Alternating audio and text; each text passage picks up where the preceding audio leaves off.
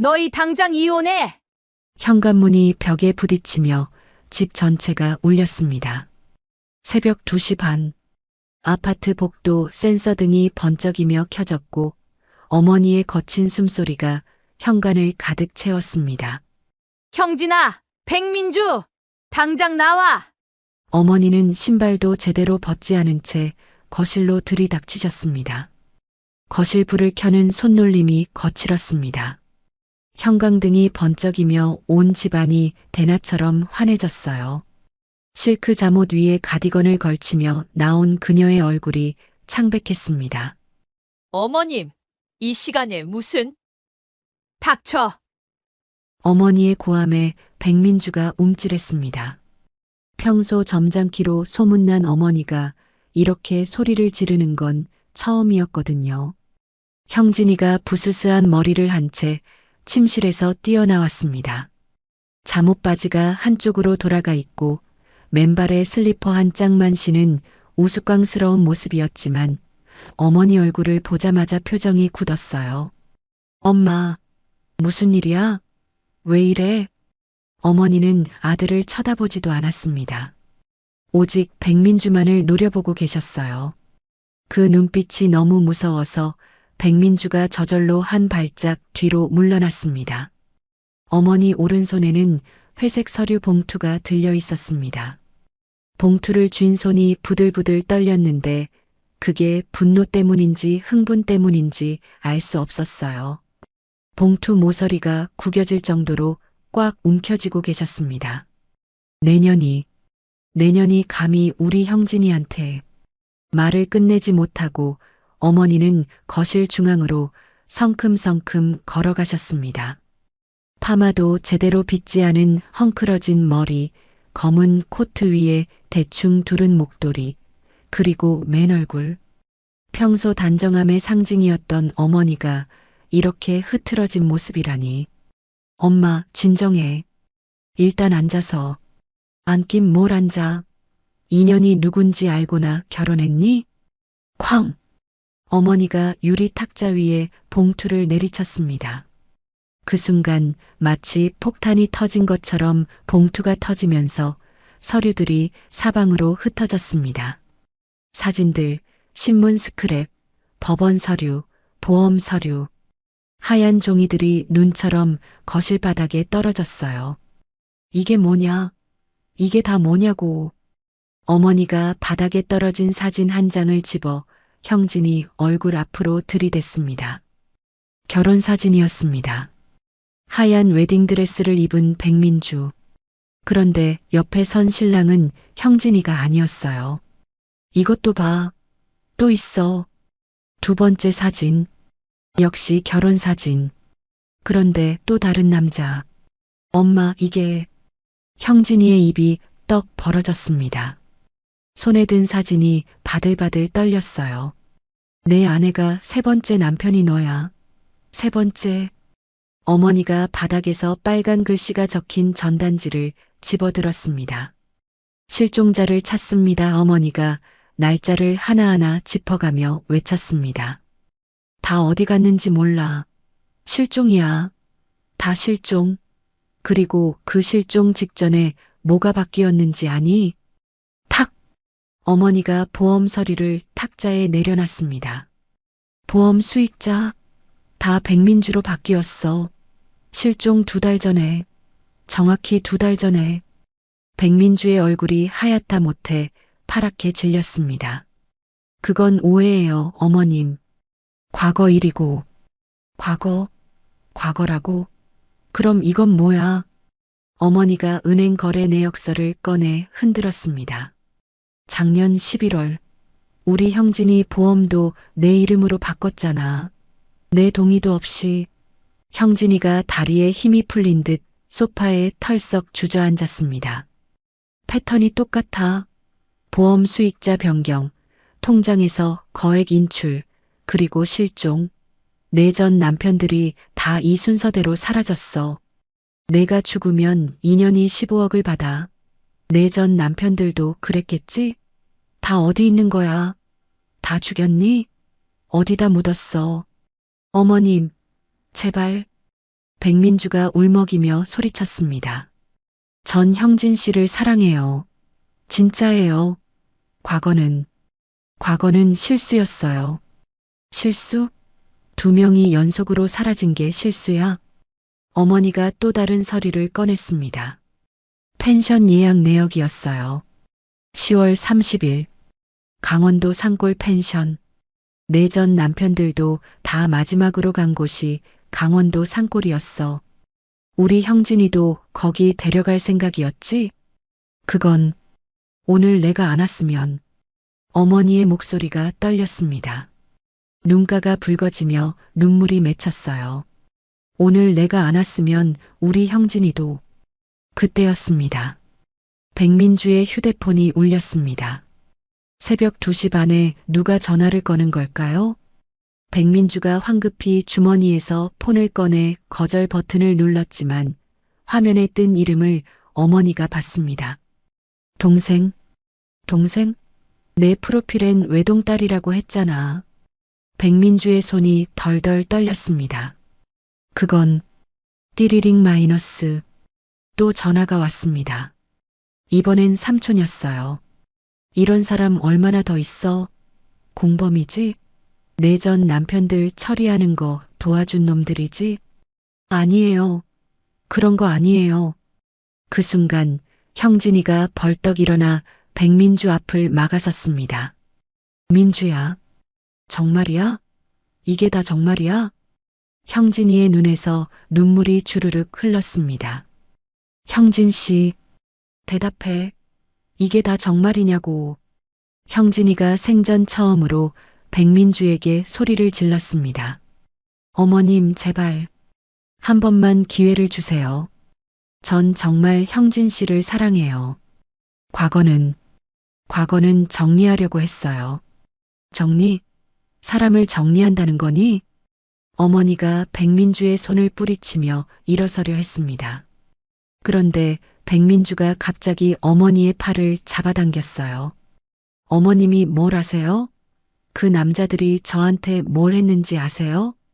목소리가 갑자기 낮아졌습니다. 아까까지의 애원하는 목소리가 아니었어요. 뭐라고? 그 남자들이 먼저 절 속였어요. 돈 때문에 절 이용했다고요. 백민주가 벌떡 일어나며 어머니 앞에 섰습니다. 첫 번째 남편? 도박 중독자였어요. 제 이름으로 대출받아서 다 날렸죠. 두 번째는 바람둥이. 결혼하고 석 달 만에 다른 여자 만나러 다녔어요. 그래서 죽였다는 거야? 어머니의 질문에 백민주가 입을 다물었습니다. 아니에요. 전 아무것도 안 했어요. 그들이 알아서 떠난 거예요. 알아서 떠났다고? 그럼 왜 실종 신고가 되어 있지? 그때 형진이가 떨리는 손으로 바닥에 떨어진 서류 하나를 집어들었습니다. 거기엔 백민주의 통장 거래 내역이 있었어요. 그건 정당한 보험금이었어요. 실종 선고 받고 합법적으로. 그 사람들이 알아서 떠난 거예요. 빚 때문에, 스트레스 때문에. 거짓말. 어머니가 백민주의 팔을 잡아당겼습니다. 우리 아들한테서 떨어져. 그 순간 백민주가 어머니를 밀쳤습니다. 아니, 정확히는 밀친 건 아니었어요. 팔을 휘저으며 뿌리치려다가 어머니와 부딪힌 거였죠. 하지만 어머니는 이미 흥분해서 중심을 잃고 계셨고, 어머니가 뒤로 휘청거렸습니다. 발이 탁자 모서리에 걸렸어요. 엄마. 형진이가 소리쳤지만 늦었습니다. 쿵. 어머니가 뒤로 넘어지며 머리가 대리석 바닥에 부딪혔어요. 둔탁한 소리가 거실에 울렸습니다. 어머니. 백민주도 놀라서 손으로 입을 가렸습니다. 저 일부러 그런 거 아니에요. 어머니가 먼저. 엄마. 형진이가 어머니를 부축했지만 어머니는 이미 의식을 잃으셨어요. 눈은 감겼고 숨소리가 약해졌습니다. 그런데 이상했어요. 쓰러지면서도 어머니는 그 회색 봉투를 놓지 않으셨거든요. 마치 절대 빼앗기지 않으려는 것처럼 가슴에 꼭 품고 계셨습니다. 119, 119 불러야 해. 형진이가 떨리는 손으로 핸드폰을 꺼냈습니다. 백민주는 한 발짝 뒤로 물러서 있었어요. 표정이 묘했습니다. 놀란 것 같기도 하고 계산하는 것 같기도 하고. 형진 씨, 병원 가기 전에 이 서류들 좀 치워요. 이상한 오해 받을 수 있어요. 뭐? 형진이가 믿을 수 없다는 듯 백민주를 쳐다봤습니다. 지금 엄마가 쓰러졌는데 서류를 치우자고? 아니, 그냥 나중에 문제될 수 있으니까. 형진이는 119에 전화하면서도 엄마의 손을 꼭 잡고 있었어요. 백민주는 바닥에 떨어진 서류들을 슬쩍 발로 밀어 소파 밑으로 숨기고 있었습니다. 창밖에는 아직 캄캄한 새벽이었고 곧 구급차 사이렌 소리가 들려올 것 같았어요. 형진이는 어머니를 안고 흐느꼈습니다. 백민주의 얼굴이 점점 창백해졌습니다. 며칠 전 저녁이었습니다. 어머니는 거실에서 TV를 보고 계셨어요. 뉴스 시간이었는데 날씨가 추워진다는 기상캐스터 목소리가 나지막이 흘러나왔습니다. 따끈한 보리차를 끓여놓고 찻잔에 따르던 참이었죠. 주전자에서 김이 모락모락 올라왔고 구수한 냄새가 집안에 퍼졌습니다. 띵동 마이너스. 초인종이 울렸습니다. 저녁 8시. 좀 늦은 시간이었죠. 누구세요? 아, 저예요. 보험 이 과장입니다. 인터폰 너머로 익숙한 목소리가 들렸어요. 20년 넘게 어머니 집안 보험을 관리해온 이 과장이었습니다. 남편 보험도 형진이 보험도 다 이 과장 손을 거쳤죠. 이 시간에 무슨 일이야? 잠깐만 뵙고 가려고요. 확인하실 게 있어서. 어머니가 문을 열어주자 이 과장이 검은 서류 가방을 들고 들어왔습니다. 평소와 달리 표정이 심각했어요. 커피 한 잔 할래? 아니요, 괜찮습니다. 금방 갈게요. 이 과장이 거실 소파에 앉으며 서류철을 꺼냈습니다. 두툼한 파일이었는데 형진이 이름이 붙어 있었어요. 어머님, 최근에 형진 씨 보험 수익자 변경 동의하셨어요? 수익자 변경? 무슨 소리야? 어머니의 눈썹이 찌푸려졌습니다. 그럼 모르셨군요. 이 과장이 서류를 한 장씩 넘기며 보여줬어요. 여기 보세요. 작년 11월 15일자로 형진 씨 생명보험 수익자가 변경됐습니다. 원래는 어머님이셨는데. 그래, 내가 수익자였지. 형진이가 미혼일 때부터. 네. 그런데 지금은 백민주로 바뀌어 있어요. 전부 다요. 어머니의 손이 찻잔 손잡이에서 멈췄습니다. 찻잔을 내려놓는 소리가 달그락하고 났어요. 전부 다라니? 생명보험 3개, 상해보험 2개, 종신보험 1개. 총 6개 상품 수익자가 전부 백민주 씨로 되어 있습니다. 이 과장이 노트북을 꺼내 화면을 보여줬어요. 보험사 시스템에 선명하게 찍혀 있었습니다. 수익자 백민주 배우자. 언제 바뀐 거야? 어머니 목소리가 낮아졌습니다. 이 과장이 말을 멈추고 어머니를 쳐다봤어요. 뭐가 이상한데? 사실 이런 말씀드리기 좀 그런데요. 이 과장이 주변을 살피더니 목소리를 낮췄습니다. 며느님, 백민주 씨 맞죠? 혹시 결혼 전 직업이나 가족관계 아세요? 서울 출신이고 부모님 일찍 여의고 혼자 산다고. 그래요? 이 과장이 뭔가 더 말하려다가 입을 다물었습니다. 뭔가 더 있어요? 아니요. 제가 너무 오버하는 것 같아서 그냥 패턴이 좀 이상해서 말씀드린 거예요. 패턴? 저희 보험업계에서 가끔 보는 패턴이 있어요. 결혼하자마자 수익자 변경, 보험금 증액 시도, 그리고 아니요. 제가 너무 나갔네요. 그냥 형진 씨 조심하라고 말씀해 주세요. 요즘 등산이나 낚시 같은 거 가지 말고요. 어머니의 얼굴이 창백해졌습니다. 제가 이런 말씀 드리는 게 오버일 수도 있어요. 하지만 20년 넘게 어머님 가족 보험 관리하면서 형진 씨가 걱정돼서 고마워요, 이 과장. 어머니의 목소리가 떨렸습니다. 혹시 이 서류들 복사본 가져가도 될까요? 이 과장이 망설이다가 고개를 끄덕였어요. 비밀 유지하셔야 해요. 고객 정보라서. 이 과장이 떠난 후 어머니는 거실에 홀로 앉아 계셨습니다. 식은 보리차가 찻잔에 그대로 있었어요. TV는 켜져 있었지만 아무 소리도 들리지 않는 것 같았습니다. 어머니는 서류를 다시 한 장 한 장 넘겨봤어요. 어머니는 핸드폰을 들었다가 다시 내려놨어요. 형진이한테 전화하려다가 참으신 거였죠. 확실한 증거가 필요해. 추측만으로 아들 부부를 의심할 순 없어. 그리고 다음 날 아침, 어머니는 한 통의 전화를 했습니다. 여보세요? 사립탐정사무소죠? 의뢰하고 싶은 게 있어서요. 사립탐정에게 전화를 건 지 정확히 2주 후였습니다. 밤 11시가 다 되어가는 시각이었어요.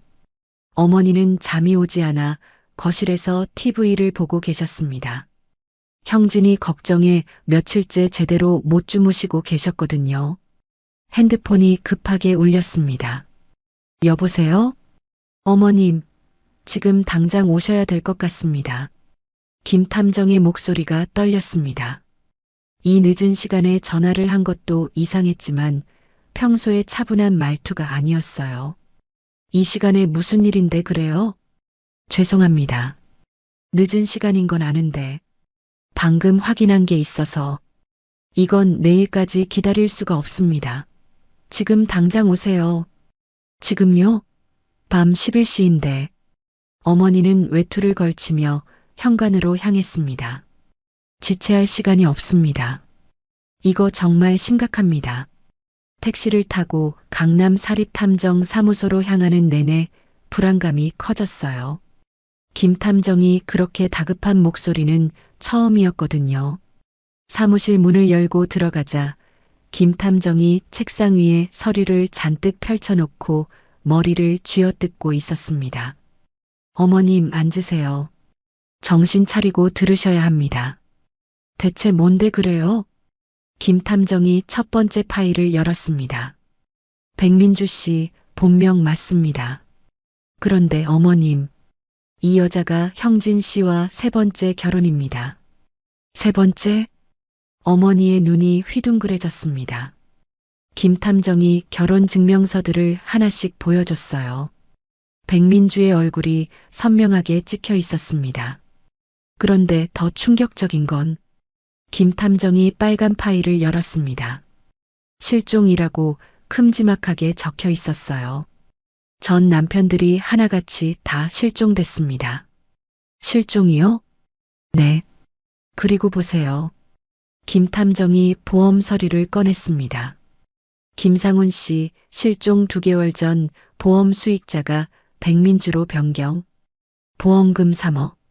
5년 후인 실종 선고 받고 보험금 전액 수령. 서류를 넘기자 또 다른 보험 증서가 나왔어요. 최원석 씨도 마찬가지입니다. 실종 3개월 전 수익자 변경. 보험금 5억. 어머니의 손이 덜덜 떨렸습니다.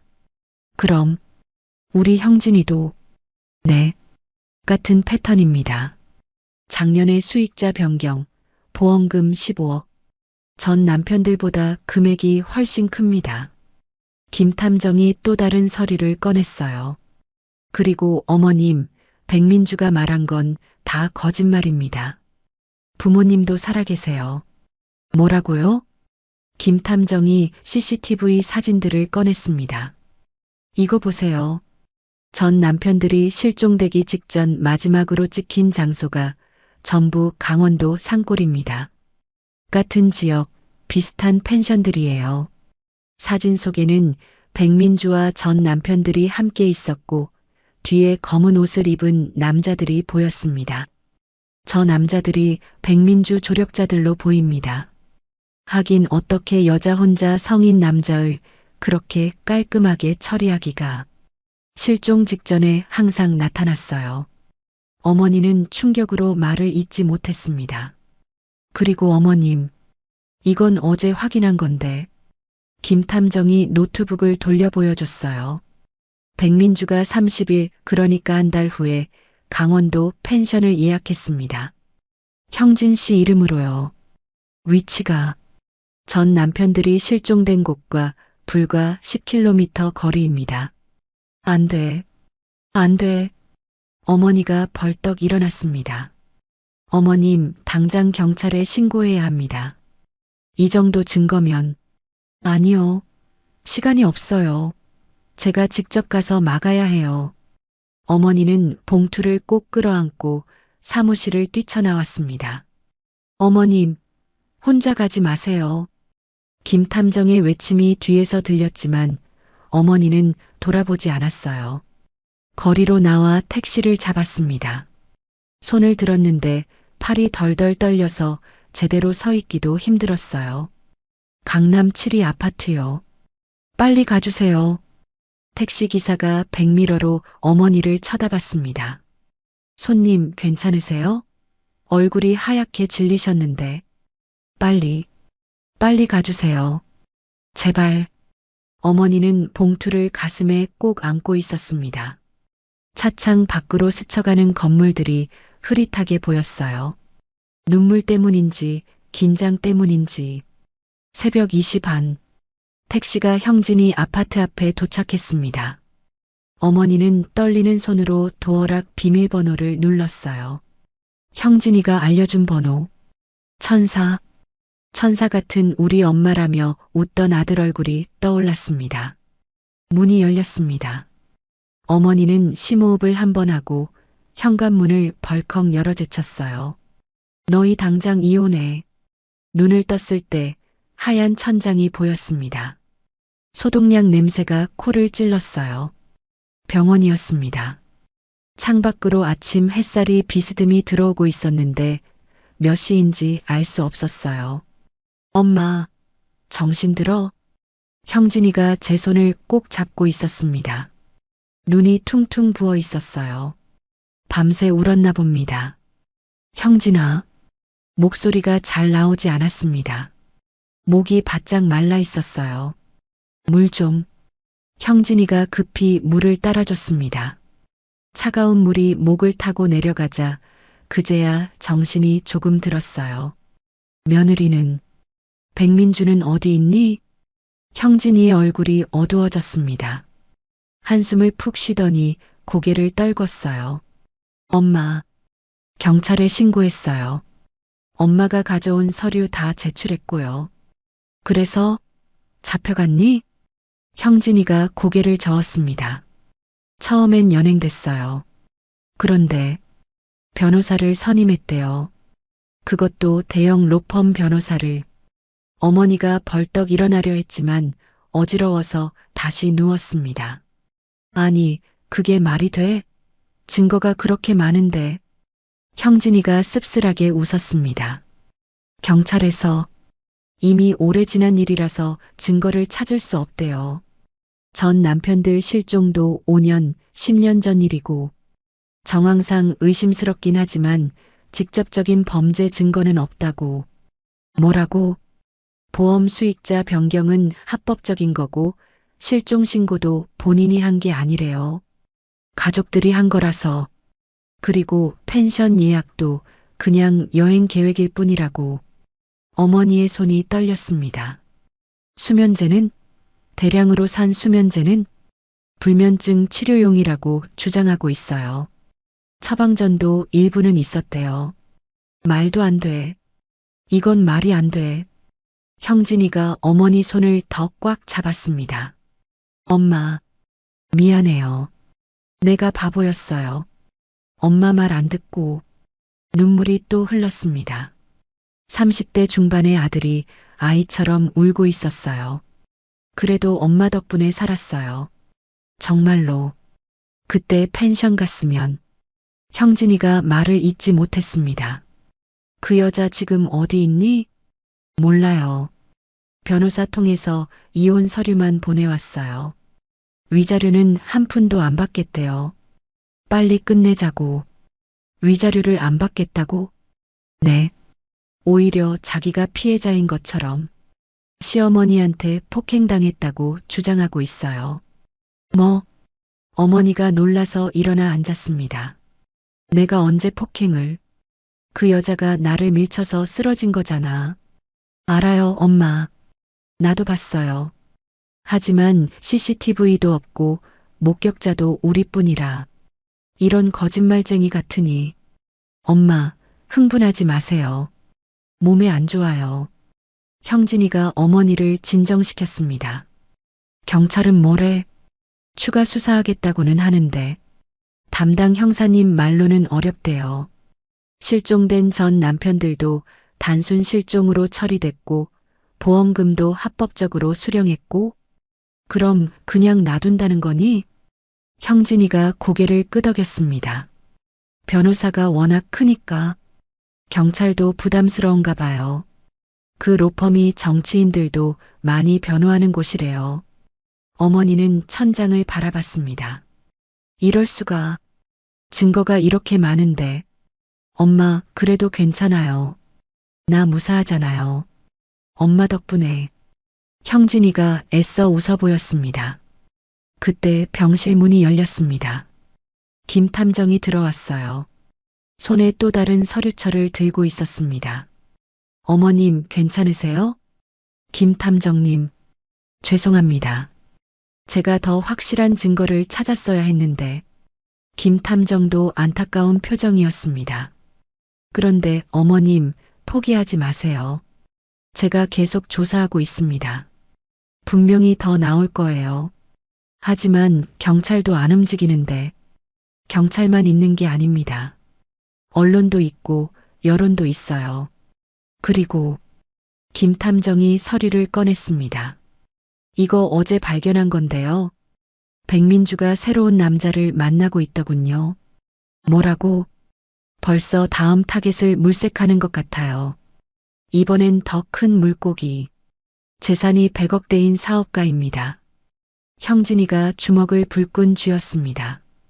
그 여자를 막아야 해요. 또 다른 피해자가 생기면 안 돼요. 어머니가 침대에서 일어났습니다. 그래. 경찰이 안 되면 다른 방법을 찾아야지. 엄마, 언론사로 가자. 이 이야기를 세상에 알려야 해. 병원에서 퇴원한 다음 날이었습니다. 어머니는 형진이와 함께 서울 시내 한 신문사를 찾아갔어요. 김 탐정이 소개해준 기자를 만나기로 한 거였죠. 회색 봉투와 김 탐정이 추가로 준비한 서류철을 가방에 넣어왔습니다. 신문사 로비는 정신없이 바빴습니다. 전화벨 소리, 키보드 두드리는 소리, 사람들이 급하게 오가는 발걸음 소리. 안녕하세요. 박 기자 만나러 왔는데요. 안내 데스크 직원이 전화를 걸더니 5층으로 올라가라고 했습니다. 엘리베이터를 타고 올라가는 동안 형진이가 불안한 듯 물었어요. 엄마, 기자가 믿어줄까요? 믿게 해야지. 증거가 이렇게 많은데. 5층 사회부. 박 기자는 40대 초반의 여성 기자였습니다. 김 탐정 말로는 이런 사건 전문이라고 했어요. 어서 오세요. 김 탐정님께 얘기 들었습니다. 이쪽 회의실로 오시죠. 작은 회의실로 들어가자 박 기자가 노트북을 켰습니다. 자, 처음부터 차근차근 말씀해 주세요. 어머니는 떨리는 목소리로 이야기를 시작했습니다. 보험 설계사의 방문부터 사립 탐정 조사, 그리고 그날 새벽의 대치까지 박 기자는 고개를 끄덕이며 메모했어요. 가끔 그래서요? 그 다음은? 하고 물으며 경청했습니다. 서류 좀 볼 수 있을까요? 어머니가 회색 봉투를 열어 서류를 하나씩 꺼냈습니다. 결혼 증명서들, 실종 신고서, 보험 서류, CCTV 사진, 펜션 예약 내역. 박 기자의 눈빛이 점점 진지해졌습니다. 3번의 결혼. 그리고 5년 간격이라. 기자가 계산기를 두드렸어요. 실종 후 5년이면 실종 선고를 받을 수 있는 시기네요. 그때 보험금을 받았다는 거죠? 네, 맞아요. 박 기자가 서류를 더 자세히 들여다봤습니다. 동일한 패턴, 보험 수익자 변경, 거액 인출, 강원도 펜션. 잠시 침묵이 흘렀어요. 어머님, 이거 심상치 않네요. 그렇죠? 그런데 경찰이 못 움직이는 이유를 알겠어요. 직접적인 증거가 없으니까. 하지만 박 기자가 형진이를 봤습니다. 형진 씨, 혹시 녹음이나 녹화된 거 없으세요? 백민주 씨가 뭔가 실수로 말한 거라도. 형진이가 고개를 저으려다가 갑자기 뭔가 생각났는지 휴대폰을 꺼냈어요. 아, 맞다. 그날 새벽에. 뭐가 있어? 엄마가 쓰러지기 직전에 제가 충격받아서 녹음 앱을 켰었어요. 습관적으로. 혹시나 해서. 박 기자의 눈이 빛났습니다. 들어봅시다. 형진이가 파일을 찾아 재생했습니다. 처음엔 잡음뿐이었어요. 그러다가 보험 수익자 변경하는 게 죄예요? 부부니까 당연한 거 아니에요? 백민주의 목소리였습니다.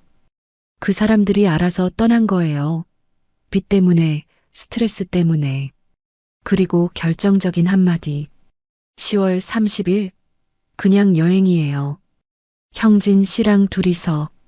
박 기자가 녹음을 멈췄습니다. 이거예요. 이게 있으면 달라집니다. 정말요? 네. 정황 증거만 있었는데 본인 목소리로 인정한 부분들이 있네요. 특히 전 남편들을 그 사람들이라고 복수로 언급한 부분. 박 기자가 빠르게 타이핑을 시작했습니다. 어머님, 제가 이걸로 기사를 쓰겠습니다. 단독으로. 내일 조간에 실릴 수 있도록. 진짜요? 네. 그런데 실명 공개 동의하셔야 해요. 형진 씨도. 형진이가 망설였습니다. 어머니가 단호하게 말했어요. 다른 피해자가 생기지 않으려면 세상에 알려야 해. 형진이가 고개를 끄덕였습니다. 네. 동의합니다. 박 기자가 일어섰어요. 어머님, 제가 이걸 가지고 좀 더 취재해 보겠습니다. 기사는 언제? 일단 제가 아는 형사가 있어요. 이런 사건 전문이거든요. 먼저 만나보고 추가 취재를 해야 할 것 같아요. 어머니가 불안해했습니다. 너무 늦어지면. 걱정 마세요. 빨리 진행할게요. 새로운 게 나오면 바로 연락드릴게요. 박 기자가 명함을 건넸습니다.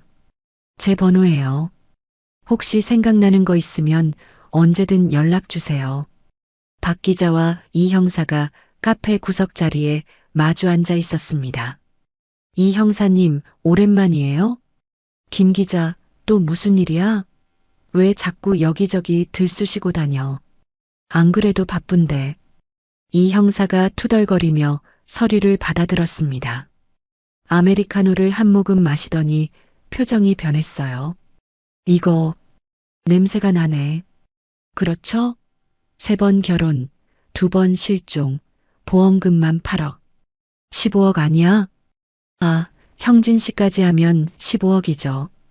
이 형사가 서류를 넘기며 혀를 찼습니다. 패턴이 완전 교과서네. 근데 김 기자, 이거 가지고 기사 쓰려고? 당연하죠. 잠깐만. 이 형사가 주변을 살피더니 목소리를 낮췄습니다. 아직 쓰지 마. 왜요? 실은 우리도 이 여자 보고 있었어. 박 기자의 눈이 커졌습니다. 진짜요? 언제부터? 3년 전에 최원석 씨 가족이 신고했었거든. 그때는 증거 부족으로. 이 형사가 휴대폰을 꺼냈습니다. 근데 이거 봐. 사진 하나를 보여줬어요. 호텔 로비에서 중년 남성과 팔짱 낀 백민주. 이거 어제 찍은 거야. 새 타겟이네요? 응. IT 회사 대표. 재산 200억대. 박 기자가 펜을 두드렸습니다. 미친. 벌써 다음 먹잇감을. 그래서 감시 붙였어. 24시간. 근데 왜 안 잡아요? 이 형사가 한숨을 쉬었습니다. 증거가 없잖아. 정황만 가지고 어떻게 잡아? 이 여자 지금 재산도 많으니까 유명 로펌 쓸 것 뻔하고. 박 기자가 휘파람을 불었습니다. 돈 좀 썼네. 시간당 얼마더라. 이 형사가 커피를 마시며 말을 이었습니다. 근데 녹음 파일 있다며? 형진 씨가 녹음한 거. 네. 그 사람들이라고 복수로 언급한 부분이 있어요. 그거 좋네. 근데 그것만으론 부족해. 박 기자가 테이블을 톡톡 두드렸습니다. 그럼 뭐가 더 필요한데요? 직접적인 증거. 예를 들면 이 형사가 고개를 숙이고 속삭였습니다. 그 펜션들 다시 뒤져볼 거야. 강원도 그쪽? 뭔가 있을 것 같거든. 뭘 기대하는데요? 모르지. 시신이라도 나오면 대박인데. 에이, 그렇게 멍청하게 묻어놨겠어요? 아니면 목격자라도. 펜션 주인이나 동네 사람들. 박 기자가 수첩을 꺼냈습니다. 제가 취재해 볼게요. 강원도 가서 같이 움직이자. 공조. 좋아요. 대신 특종은 제 거예요. 이 형사가 웃었습니다. 당연하지. 대신 타이밍은 내가 정해. 알았어요. 둘이 동시에 일어섰습니다. 아, 그리고 이 형사가 돌아보며 말했습니다. 형진 씨 어머니한테는 아직 자세히 말하지 마. 너무 기대하셨다가 실망하실 수도 있으니까. 알겠어요. 박 기자가 나가려다가 멈췄습니다. 근데 이 형사님, 왜? 백민주가 정말 살인범일까요? 이 형사의 표정이 굳었습니다. 글쎄, 하지만 이렇게 연속으로 남편들이 사라지는 건 우연이라고 하기엔 너무 완벽해. 소름 돋네요. 그래서 꼭 잡아야 돼. 다음 피해자 나오기 전에. 일주일 후 강원도 펜션촌. 박 기자가 펜션 주인 할아버지와 마당에서 이야기하고 있었습니다. 그 여자 기억나세요? 아, 그럼. 어떻게 잊어. 예쁘장하게 생겨서는 남자를 그렇게. 뭘 봤어요? 할아버지가 주변을 살피더니 목소리를 낮췄습니다. 2년 전 겨울이었어. 그 여자가 남자랑 왔는데 다음날 남자는 안 보이고 혼자 나가더라고. 그게 다예요? 아니. 그날 밤에 이상한 차가 왔었어. 검은 SUV. 남자 둘이 내렸는데 박 기자의 눈이 반짝였습니다. 그 남자들 얼굴 기억나세요? 하나는 문신이 있었어. 목에. 박 기자가 급히 메모했습니다. 혹시 사진 같은 거. CCTV는 그 여자가 지워달라고 해서. 근데 할아버지가 뜸을 들였습니다. 근데 내가 폰으로 찍은 게 하나 있어. 이상해서. 2일 후 경기도의 한 시골 마을. 이 형사가 낡은 경차를 타고 구불구불한 시골길을 올라갔습니다. 내비게이션도 제대로 안 잡히는 곳이었어요. 겨우 찾아간 집은 생각보다 더 초라했습니다. 슬레이트 지붕에 금이 간 담장, 마당엔 잡초가 무성했고 대문이라고 할 것도 없이 녹슨 철문만 삐걱거렸습니다. 계세요? 이 형사가 마당으로 들어서자 방문이 열렸습니다. 누구시오? 70대로 보이는 노인이 지팡이를 짚고 나왔어요. 다리를 절고 있었습니다. 서울에서 온 경찰입니다. 백민주 씨 부모님 맞으시죠? 노인의 얼굴이 굳었습니다. 민주가 살아있습니까? 목소리가 떨렸어요. 그리고 갑자기 눈물이 주르륵 흘렀습니다. 네, 살아있죠. 아이고, 살아있구나. 살아있어. 노인이 주저앉듯 현관 계단에 앉았습니다. 여보, 민주가 살아있대. 우리 민주가. 집안에서 또 다른 목소리가 들렸어요. 뭐라고? 휠체어를 탄 노부인이 나왔습니다. 한쪽 팔이 마비된 것 같았어요. 이 형사는 당황했습니다. 노인이 한숨을 쉬었습니다. 30년 전에 집 나간 뒤로 연락이 없었어요. 살았는지 죽었는지도 몰랐는데 이 형사가 조심스럽게 물었습니다. 왜 집을 나갔습니까? 노부인이 눈물을 훔쳤습니다. 우리가 못나서 그래요. 가난한 부모가 부끄러웠나 봐요.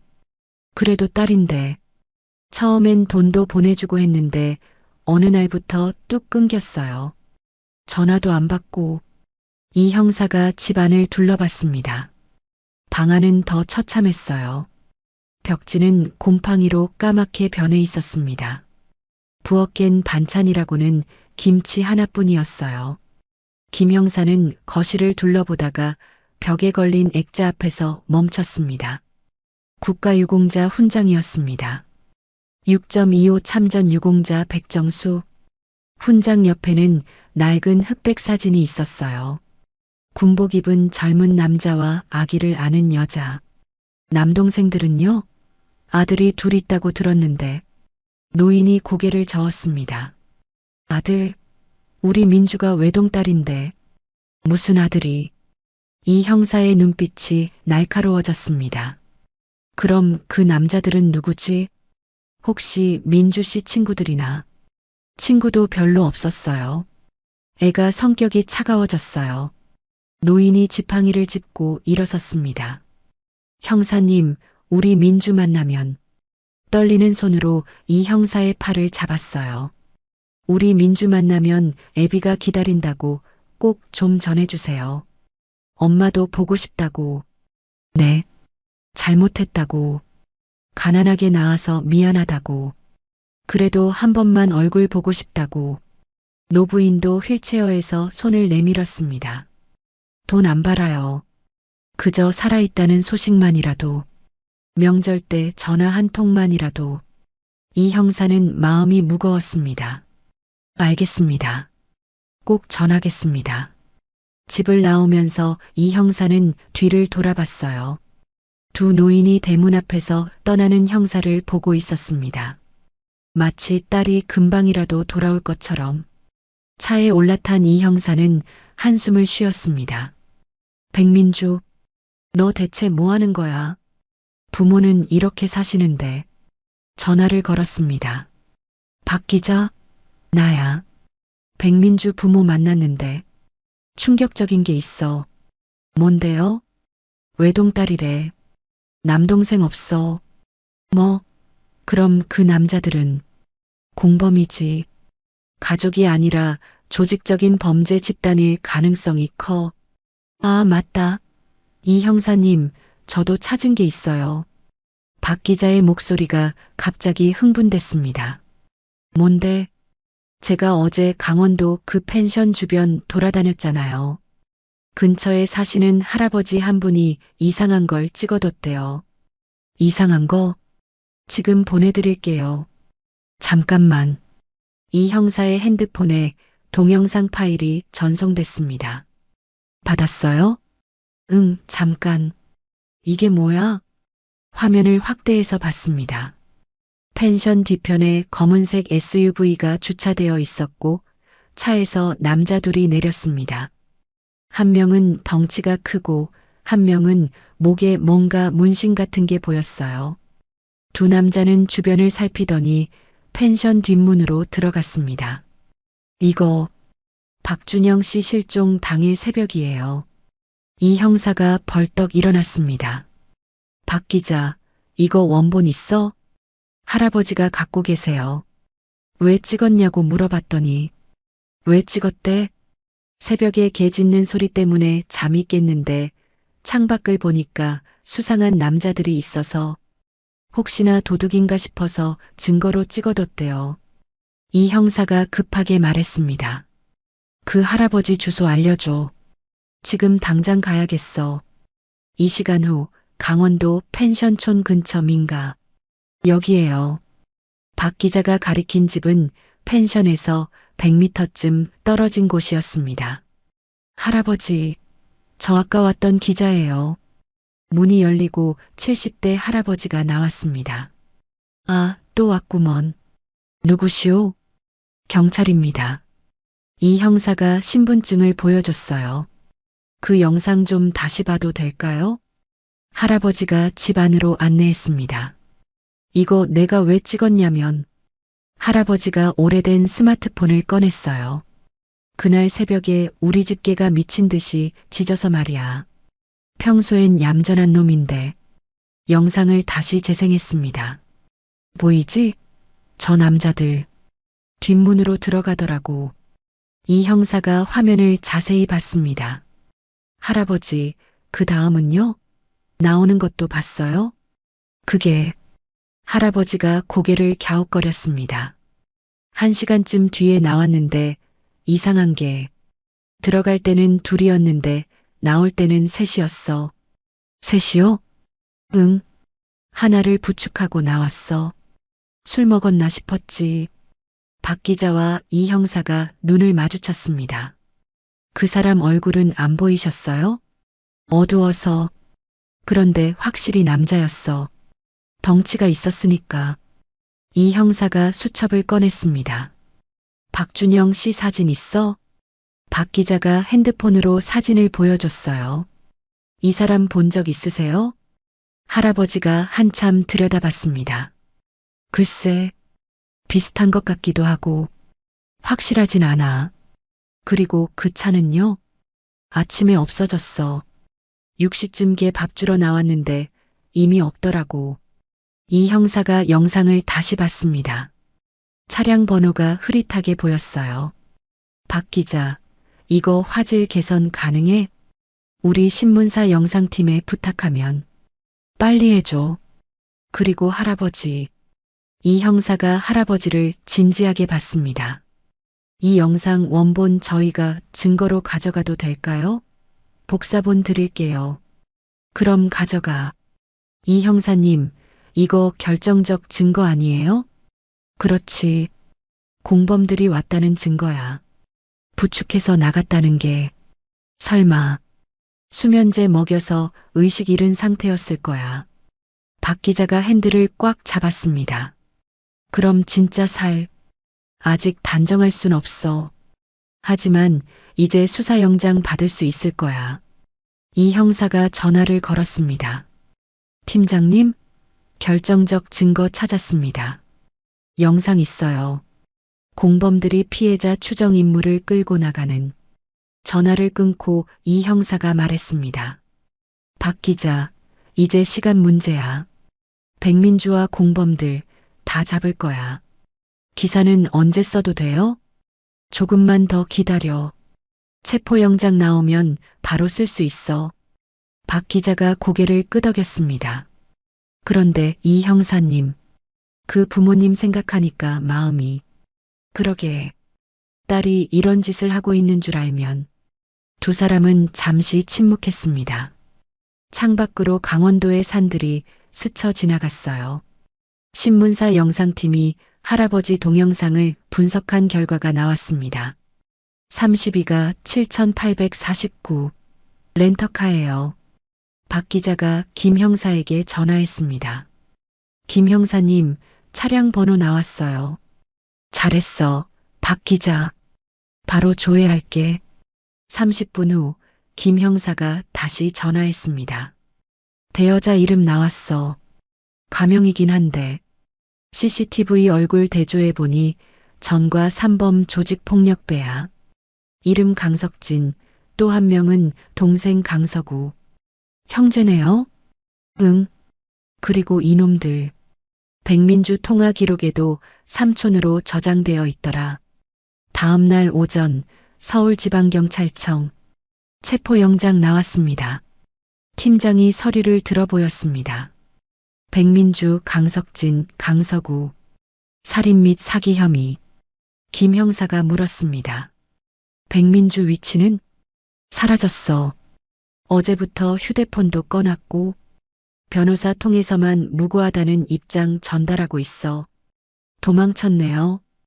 그래서 공범들부터 잡기로 했어. 강석진, 강서구 위치 파악됐어. 팀장이 태블릿을 보여줬습니다. 인천월미도 근처 모텔. 어제부터 투숙 중이야. 김 형사가 벌떡 일어났습니다. 바로 가죠. 오늘 밤 11시 작전 개시다. 기동대도 지원 나온다. 밤 10시 30분 인천월미도 근처. 비가 추적추적 내리고 있었습니다. 김 형사팀 차량 3대가 모텔 주변에 배치됐어요. 기동대 차량도 대기 중이었습니다. 2층 203호, 204호. 나란히 방 2개 잡고 있습니다. 감시조가 무전으로 보고했습니다. 불 켜져 있어? 네. TV 소리도 들립니다. 김 형사가 시계를 봤습니다. 10시 55분. 5분 후 진입한다. 동시에 203호는 우리가, 204호는 기동대가. 쾅! 경찰이다. 꼼짝 마. 김 형사팀이 203호로 들이닥쳤습니다. 강석진이 침대에서 벌떡 일어났어요. 상의를 벗은 채였는데 온몸에 문신이 가득했습니다. 시발 뭐야? 도망치려던 강석진이 김 형사와 부딪혔습니다. 저항하지 마. 강석진, 넌 체포됐어. 강석진이 주먹을 휘둘렀습니다. 김 형사가 얼굴을 맞고 비틀거렸어요. 이 새끼가. 난투극이 벌어졌습니다. 테이블이 넘어가고 TV가 떨어졌어요. 옆방에서도 요란한 소리가 들렸습니다. 잡았다. 수갑 채워. 기동대가 강서구를 제압한 모양이었어요. 강석진이 창문으로 뛰려 했지만 다른 형사가 다리를 걸었습니다. 쿵. 바닥에 나뒹굴었어요. 강석진, 살인 및 사기 혐의로 체포한다. 수갑이 채워졌습니다. 강석진이 조사실 의자에 앉아 있었습니다. 입술이 터지고 눈밑이 퍼렇게 멍들었어요. 백민주 어디 있어? 김 형사가 단도직입적으로 물었습니다. 누구? 몰라. 몰라. 통화 기록 다 있는데? 서류를 탁자에 내려놨습니다.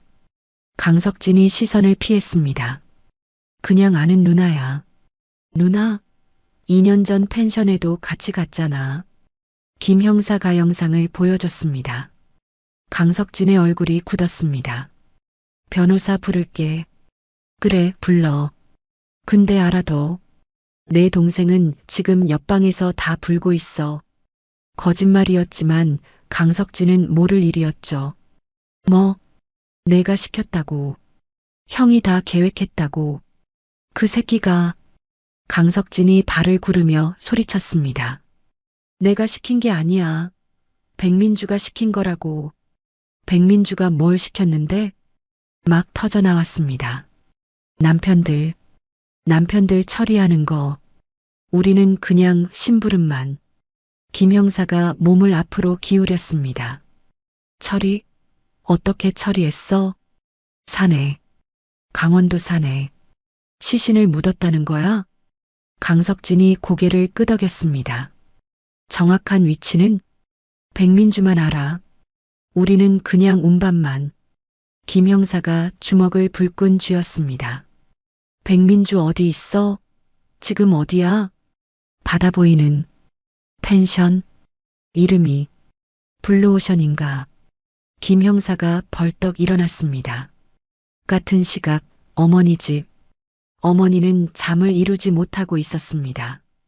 형진이가 거실로 나왔어요. 엄마 아직도 안 주무세요?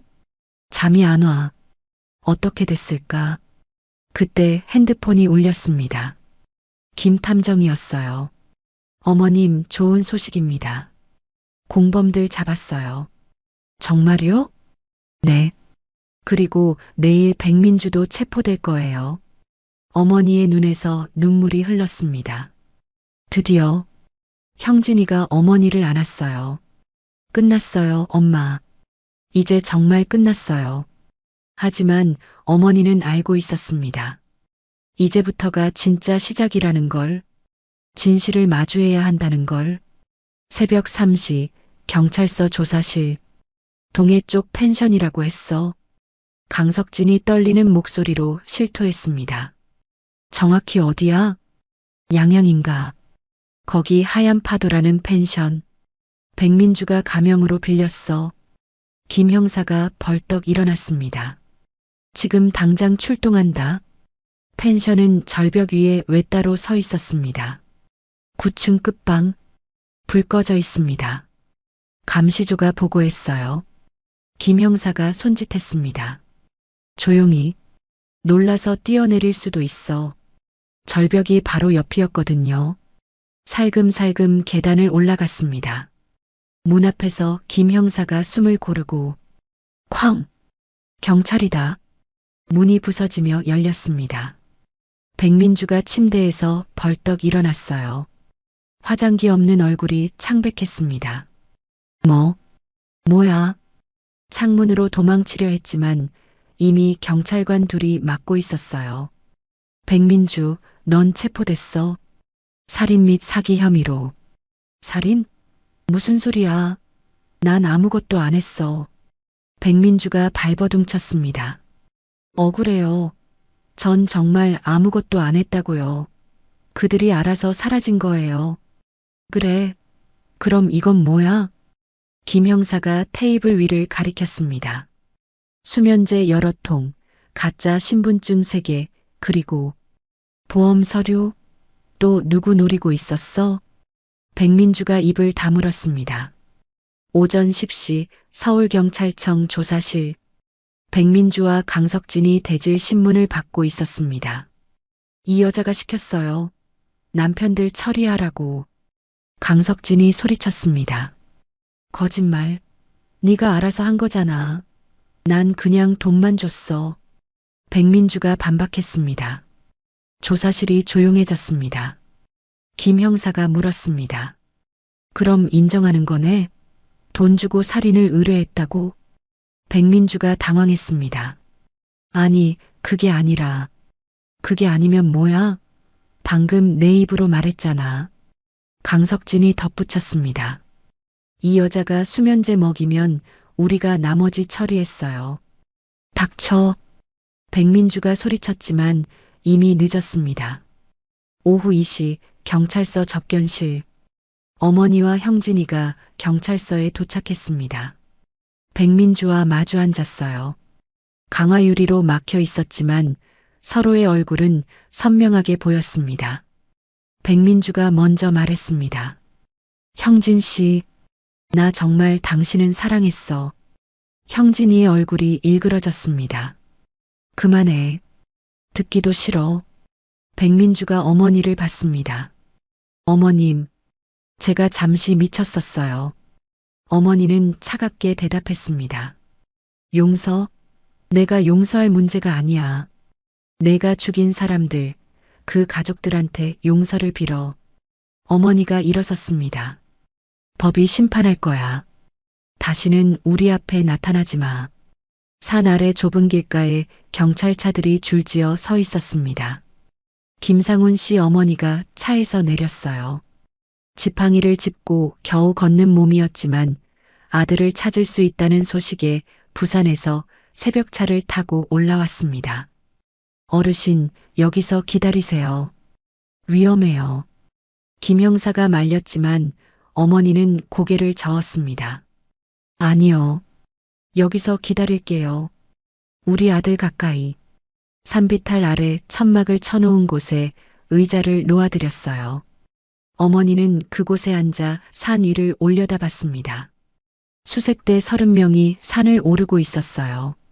강석진이 지목한 장소를 찾아가는 중이었죠. 10년이야.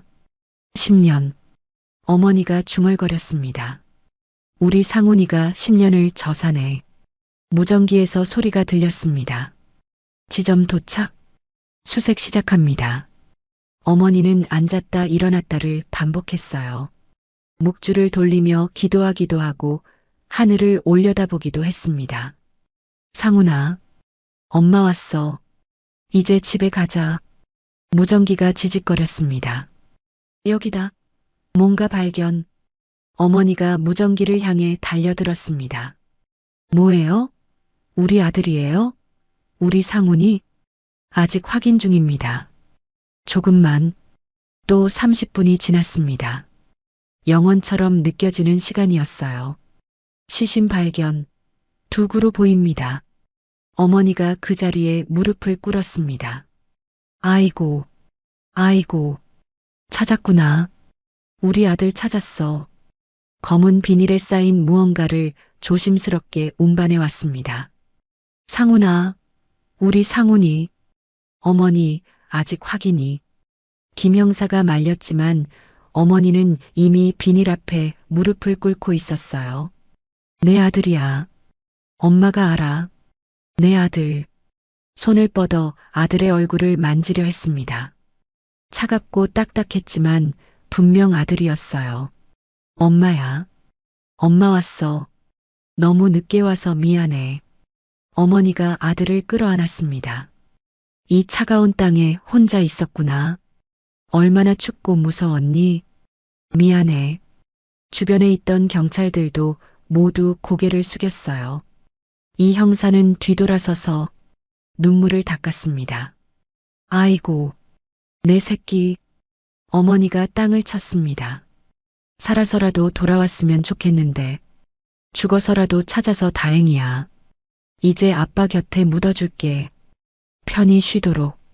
너무 늦은 재회였지만 그래도 찾았습니다. 2주 후 전국 뉴스. 오늘 아침 충격적인 연쇄살인 사건이 보도됐습니다.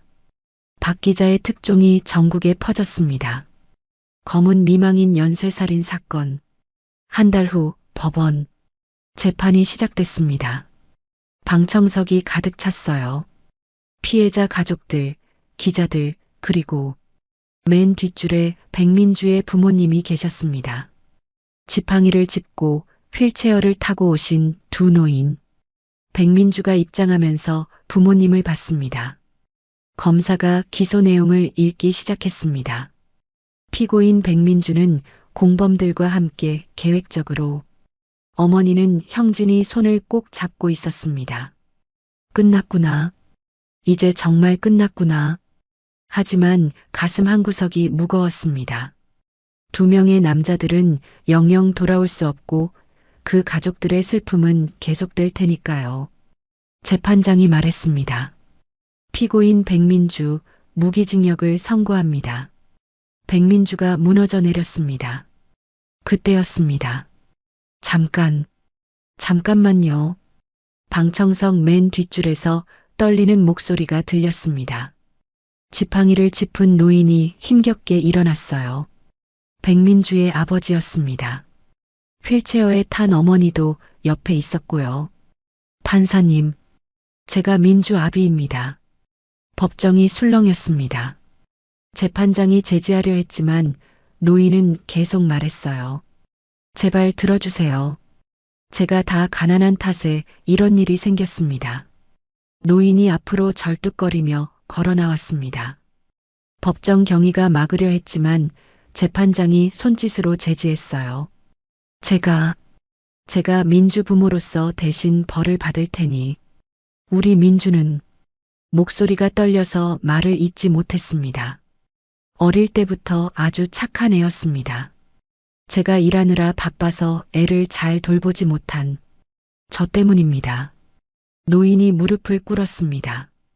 저를 잡아가 주세요, 판사님. 제가 죄인입니다. 애를 제대로 못 키운 제가. 백민주가 고개를 들었습니다. 눈물이 주르륵 흘렀어요. 아빠, 엄마, 오지 마세요. 처음으로 진짜 감정을 보이는 것 같았습니다. 가세요. 제발 가세요. 보기 싫어요. 재판장이 말했습니다. 어르신, 일어나세요. 자식의 죄는 자식이 지는 겁니다. 법정 경위가 노인을 부축해 일으켰어요. 백민주 어머니가 휠체어에서 딸을 향해 손을 뻗었습니다. 백민주가 처음으로 크게 울었습니다. 하지만 판결은 바뀌지 않았습니다. 판결을 다시 선고합니다. 피고인 백민주 무기징역. 백민주가 연행되면서 마지막으로 부모님을 돌아봤습니다. 백민주 아버지가 비틀거리며 딸을 향해 걸어가려 했지만 이미 문은 닫혔습니다. 민주야, 민주야. 노인의 외침이 법정에 울려 퍼졌습니다. 정의는 실현됐지만 아무도 웃지 못했습니다. 모두가 피해자였으니까요. 법정을 나오면서 어머니가 형진이에게 말했습니다. 이제 새로 시작하자. 다시는 이런 일 없도록. 사람 보는 눈을 키워야 해. 형진이가 고개를 끄덕였습니다. 네, 엄마. 엄마 덕분에 살았어요. 정말로. 멀리서 백민주 부모님이 터덜터덜 걸어가는 게 보였습니다. 딸을 면회라도 가실 건지 아니면 영영 잊으실 건지. 어머니는 더 이상 보지 않고 돌아섰습니다. 형진이가 어머니에게 우산을 씌워드렸어요. 엄마, 이제 끝났어요. 그래, 끝났구나. 형진아. 네. 사람은 결국 선택의 문제야. 가난해도 불행해도 선택은 자기가 하는 거야. 형진이가 고개를 끄덕였습니다. 네, 엄마. 저도 이제 알아요. 두 사람은 우산을 나눠 쓰고 천천히 걸어갔습니다. 새로운 시작을 향해. 여러분, 오늘의 이야기 어떠셨나요? 날씨가 추워집니다. 따뜻하게 입고 다니세요. 모두 건강하세요. 그리고 행복하시길 진심으로 바랍니다.